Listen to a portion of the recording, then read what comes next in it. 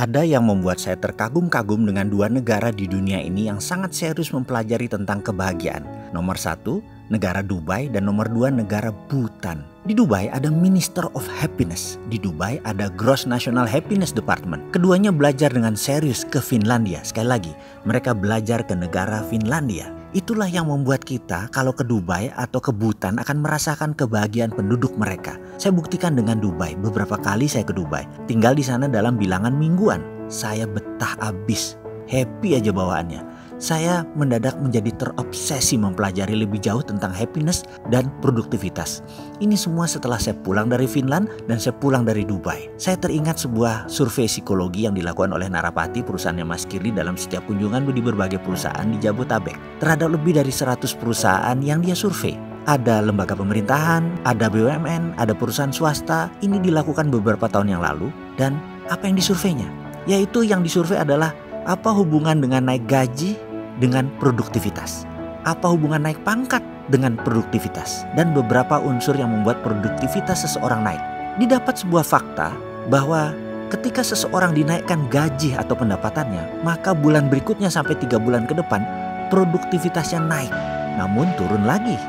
Setelah kira-kira bulan ke-6 kembali normal. Ada yang lebih baik tingkat produktivitasnya, yaitu ketika seseorang pangkatnya dinaikkan. Ketika naik pangkat, maka sampai 6 bulan produktivitasnya naik. Kalaupun turun, baru di bulan ke-9 baru dia normal lagi. Jadi, kenaikan pangkat dalam posisi manajemen mempengaruhi produktivitas lebih lama dibandingkan naiknya gaji. Namun, ada lagi yang lebih tinggi dari naik pangkat, yaitu bahkan lebih sustain, lebih lama dan lebih panjang, yaitu ketika happiness faktor tempat kerjanya tinggi, ternyata produktivitasnya tinggi terus dan jarang turun. Ada 2 perusahaan di Indonesia yang memenuhi kriteria ini. Satu perusahaan TBK, namun saya tidak sebutkan karena nanti dikatakan saya promosi mereka lagi.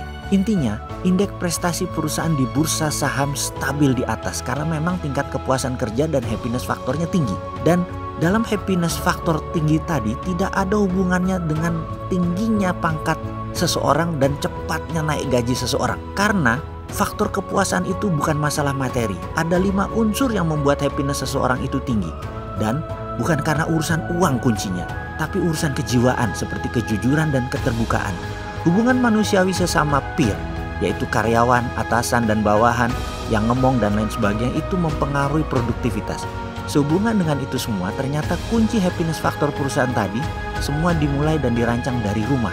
Ya, bukan urusan kantor tempat bisnis yang hanya 8 jam sehari, namun dari rumah. Karena sisa waktu ditentukan bukan hanya 8 jam yang di kantor tadi, tapi yang 16 jam adalah di luar kantor. Itu ditentukan. Ketika di cover 24 jam, diperhatikan semua unsur di mana seseorang tinggal, ternyata di sanalah happiness itu berasal. Lalu sekali lagi, saya kok ingin membangun komunitas bahagia ya? Komunitas bahagia yang berbasis kejujuran.